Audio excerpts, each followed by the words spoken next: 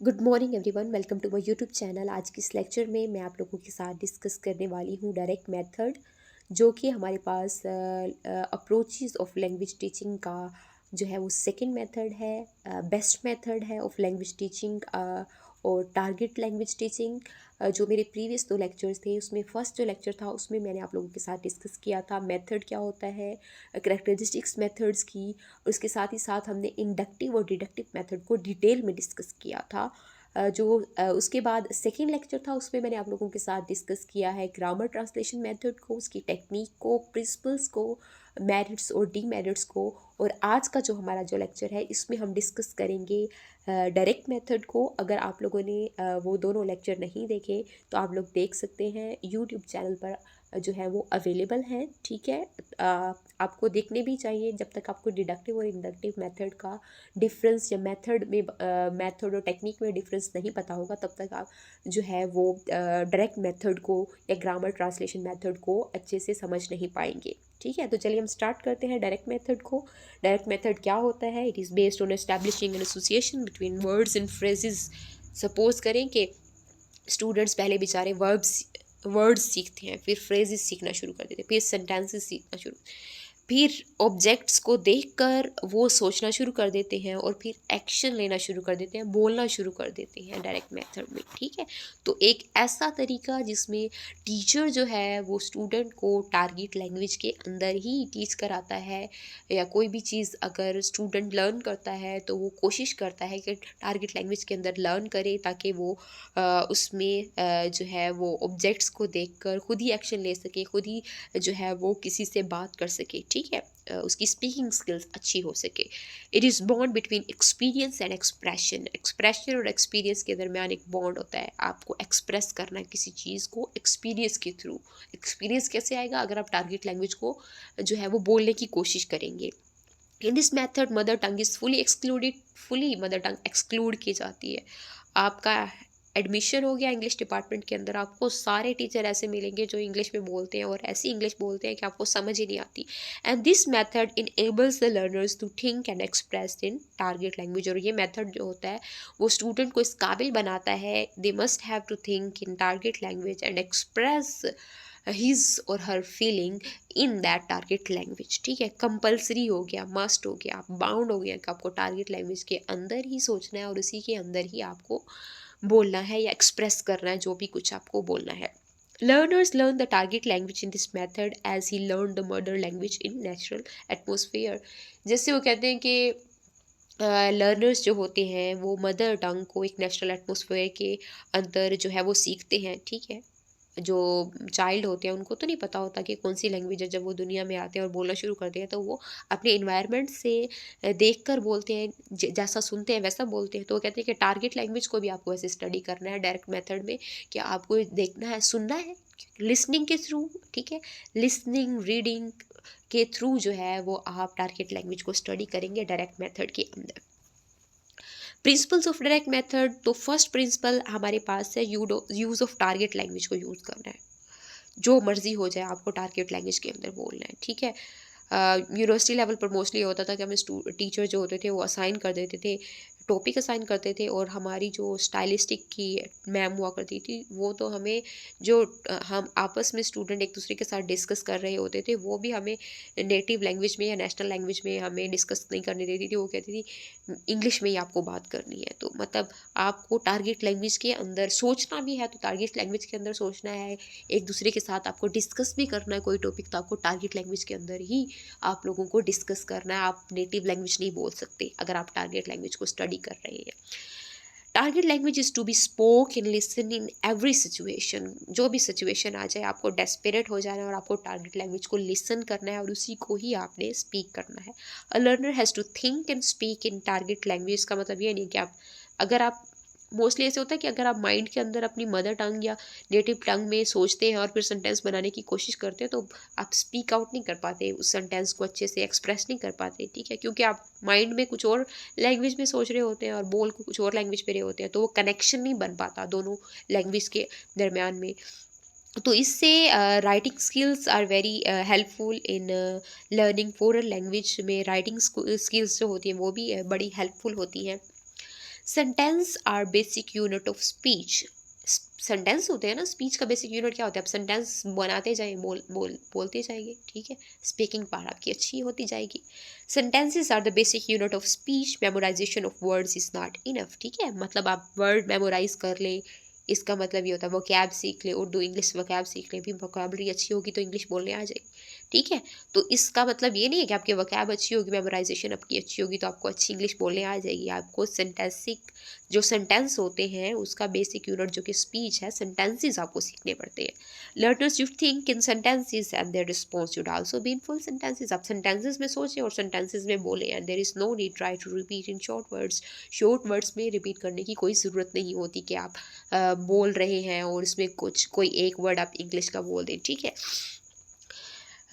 Introduction to grammar rules. In this method, learners are given a list of solid and pertinent examples in sentences में solid example दे दी जाती है, ये याद कर ले भी, ऐसे ही बोलना है। And then they are asked to induce rules with their own struggle and observation. उनको examples दी जाती हैं और उनको कहा जाता है कि आप rules जो है अपनी struggle observation, अपनी thinking reasoning के through rules और definitions को जो है वो खुद आप निकालें, खुद बनाएं, ठीक है, इंड्यूस करें आप खुद, ठीक है। तो ये इंडक्टिव मेथड है ग्रामर जो आपके पास है, sorry, direct method inductive method होता है, ग्रामर ट्रांसलेशन डिडक्टिव मेथड होता है। Demonstration is compulsory. Demonstration is necessary to learn association of words to objects. Simple explanation is not sufficient like solar system, ठीक है। तो यहाँ पर सिंपल एक्सप्लेनेशन सफिशेंट नहीं होती। आपको अगर पढ़ाना है सोलर सिस्टम तो आप सोलर सिस्टम में पूरा सोलर सिस्टम दिखाते हैं, ठीक है, और फिर बताते हैं कि इसमें ये आपके पास प्लैनेट्स आ रहे हैं, ये सिस्टम कैसे चल रहा है, ठीक है। डेमोस्ट्रेट करके पढ़ाना, मैप के ज़रिए पढ़ाना, चीज़ें दिखा कर पढ़ाना। Real life situation is observe. Real life situation observe करके क्लासरूम में ही बच्चों को पढ़ाना, क्लासरूम में किसी बच्चे की, किसी स्टूडेंट की एग्जाम्पल दे के पढ़ाना शुरू कर देना, या उनकी बच्चों की रियल लाइफ में उनको ऑब्जर्व करके रियल लाइफ में वो कैसे ऑब्जर्व करते हैं उसके थ्रू पढ़ाना। Learn lesson should be constructive of such type where real life situation be introduce, because this method is made only to enable student to face confidently life situations को confidently वो face करें, ये enable करेगा। So conversational activity must be included in lesson. Lesson में conversational activity होनी चाहिए, मतलब questioning करनी चाहिए, क्वेश्चन आंसर सेशन होना चाहिए, ठीक है, जिसमें आप टीचर जो है वो क्वेश्चन करें, स्टूडेंट जो है वो आंसर करें, फिर स्टूडेंट क्वेश्चन करें टीचर से, डिस्कशन टाइप होना चाहिए, क्लासरूम डिस्कशन होनी चाहिए। प्रोनंसिएशन इज इम्प्रूव्ड, इससे प्रोनंसिएशन करेक्ट हो जाती है, ठीक है। और अगर टीचर जो है वो पढ़ाने वाला उसने टारगेट लैंग्वेज को अच्छे से पढ़ा हुआ है तब भी प्रोनंसिएशन करेक्ट होती है। लेकिन अगर गवर्नमेंट कॉलेजेस में और स्कूल्स में बच्चे पढ़ते हैं तो वहाँ पर टीचर्स की प्रोनंसिएशन करेक्ट नहीं होती, मोस्टली टीचर्स की, क्योंकि वो टारगेट लैंग्वेज में नहीं पढ़ाते। If a learner has good pronunciation of target language, he will surely be considered a competent speaker, ठीक है। अगर लर्नर की टारगेट लैंग्वेज में प्रोनाउंसिएशन करेक्ट है तो उसको competent speaker भी कंसीडर किया जाता है। So teacher will have to pay full attention on the pronunciation from a very early.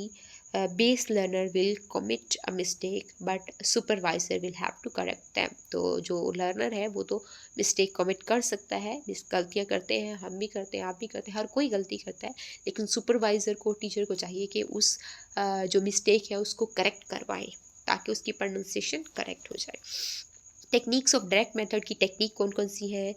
Conversational activities, student should be allotted topics to converse with one another in group और peers. जैसे drama होता है, English play होता है, English play में student English में एक दूसरे के साथ बात करते हैं, ठीक है। उसके अलावा डायलॉग्स होते हैं क्लासरूम में, ठीक है। The techniques will be very useful.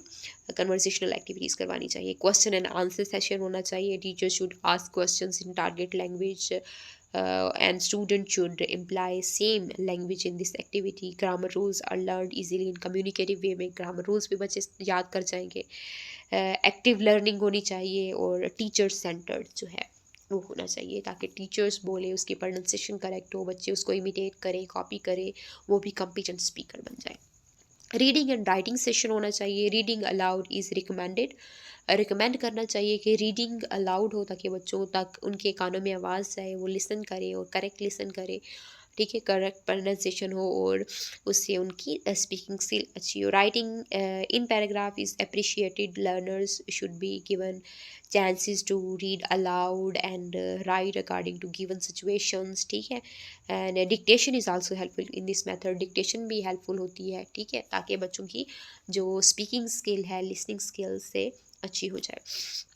Role play and map drawing, these two activities are very useful to improve listening skills को अगर आपने इम्प्रूव करना है तो रोल प्ले और मैप ड्राइंग बड़ा ज़बरदस्त तरीका होता है। Large number of real life rules can be assign to student to make practice. Real life rules उनको बता दिए जाते हैं, कहा जाता है कि आप मैप बनाएं। सपोज करें ना कि आप जो है वो कोई भी जैसे स्टमक का स्ट्रक्चर होता है, हार्ट का स्ट्रक्चर होता है, वो जैसे टीचर पढ़ाते हैं उसको उसका एक चार्ट बना लिया जाए, मॉडल बना लिया जाए, ठीक है, और उसके थ्रू फिर सारा तरीका जो है वो बताया जाए, मतलब मैप के थ्रू पढ़ाया जाए, ठीक है। या फिर रोल प्ले हो कि जैसे प्ले कराया जाता है तो उसके अंदर एक स्टूडेंट जो है वो जो है वो मदर का रोल प्ले कराओ, एक फादर का, एक सिस्टर का, एक ब्रदर का, ताकि वो एक दूसरे के साथ कन्वर्स कर सके और उनकी कन्वर्जेशन जो है वो अच्छी हो सके। Practice of fill in the blanks, the competency in grammar rules of learners can be evaluated and improved by this simple activity, कि आप उनको प्रैक्टिस कराएं, fill in the blanks कराएं, इससे उनकी competency जो है वो करेक्ट हो जाएगी। मेरिट्स क्या होते हैं ग्रामर डायरेक्ट मेथड के मेरिट्स क्या होते हैं? Direct method improves speaking power of learners की स्पीकिंग पावर अच्छी होती है, प्रोनंसिएशन अच्छी होती है, सेल्फ कॉन्फिडेंस आता है, मोटिवेशन मिलता है उनको, मोटिवेट होते हैं, फ्री एक्सप्रेशन इन राइटिंग में आपको फ्री एक्सप्रेशन जो भी आए लिख डालें, क्रिटिकल सेंस डेवलप होती है, क्रिटिकल सोचना शुरू कर देते हैं, better comprehension, sharp listening, fast reading, and in this method student need not to root grammar rules को रटने की कोई ज़रूरत नहीं होती स्टूडेंट्स को। डिमेरिट्स क्या होते हैं? Direct method needs excellent teacher, teacher अच्छा होना चाहिए, ठीक है, ठीक है, जिसकी खुद की प्रोनाउंसिएशन करेक्ट हो, ठीक है।